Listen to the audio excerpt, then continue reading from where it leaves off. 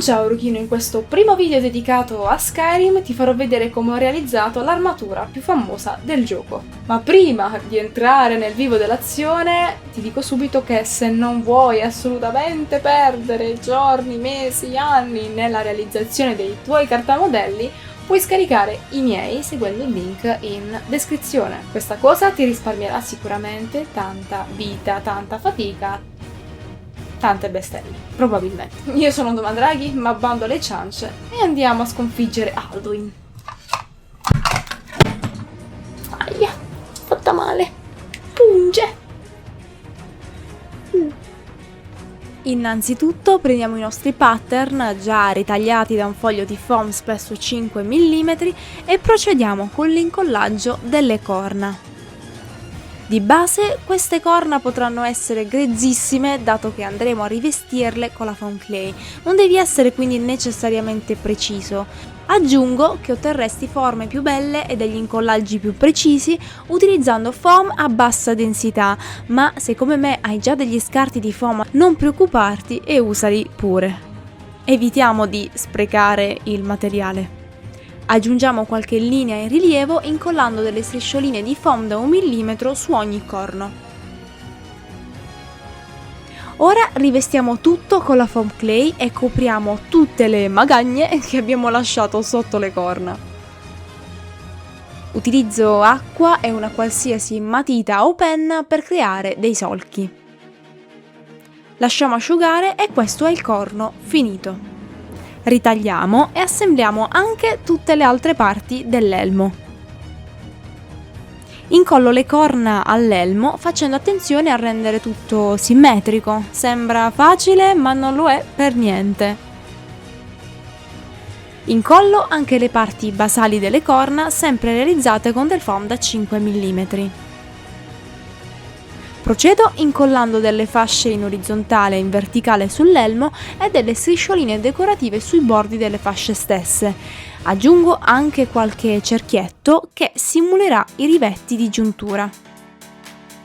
Uso del sigillante per chiudere tutte le fessure che sono rimaste aperte.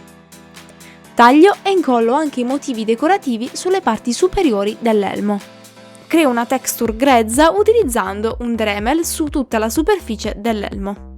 Non dimentichiamoci i danni da battaglia con il pirografo. Dopotutto quest'elmo decisamente non può essere liscio e pulito se è vero che dobbiamo combattere contro i draghi. Ripetiamo le stesse operazioni per lo spallaccio. Quindi incolliamo le due metà, applichiamo il sigillante, incolliamo sulla parte superiore i motivi decorativi.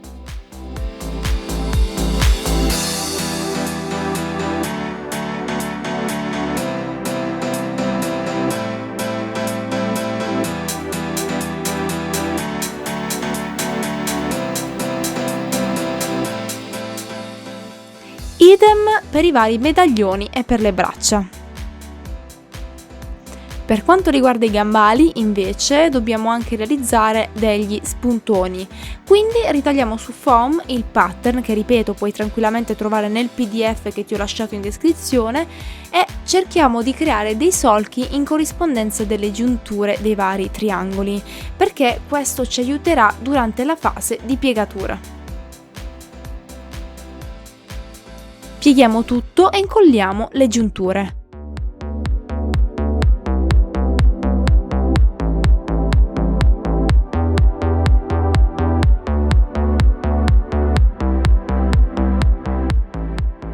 Abbiamo ottenuto il primo spuntone. Ripetiamo questa operazione altre 5 volte. Smussiamo i lati più spigolosi e incolliamo gli spuntoni ai gambali. Copriamo gli inestetismi con del sigillante acrilico ancora una volta.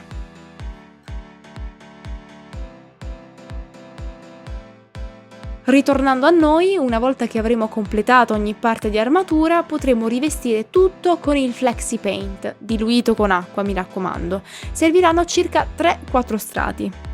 Una volta che sarà tutto asciutto, copriamo le corna e coloriamo tutto con un fondo nero lucido e successivamente con un color cromo. Adesso procediamo all'invecchiamento di ogni pezzo. Se vuoi approfondire questo argomento, lasciami un commento. Per quanto riguarda le piccole parti sartoriali, ho modificato i cartamodelli di una giacchetta e li ho riportati su questa fantastica finta pelle. Ho imbastito tutto e ho applicato della vernice mista d'acqua per invecchiare il tessuto, per rendere tutto più grezzo. Una volta passati a macchina tutti i pezzi, ho utilizzato il punto festone per rifinire, o meglio per non rifinire, tutti i bordi. Creo delle cinte con la finta pelle e applico delle borchie sulle stesse.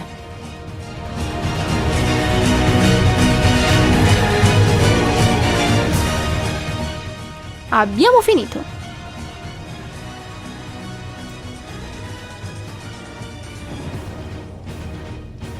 Potrai trovare il secondo video dedicato a Skyrim sulla spada d'acciaio sul mio canale YouTube oppure sul mio sito web. Se il video ti è piaciuto e vuoi vederne altri come questo, non devi fare altro che seguirmi sul canale YouTube oppure sui miei social. Per oggi è tutto mio Rubino, io ti ringrazio per l'attenzione e noi ci rivediamo ad un prossimo progetto. Ciao!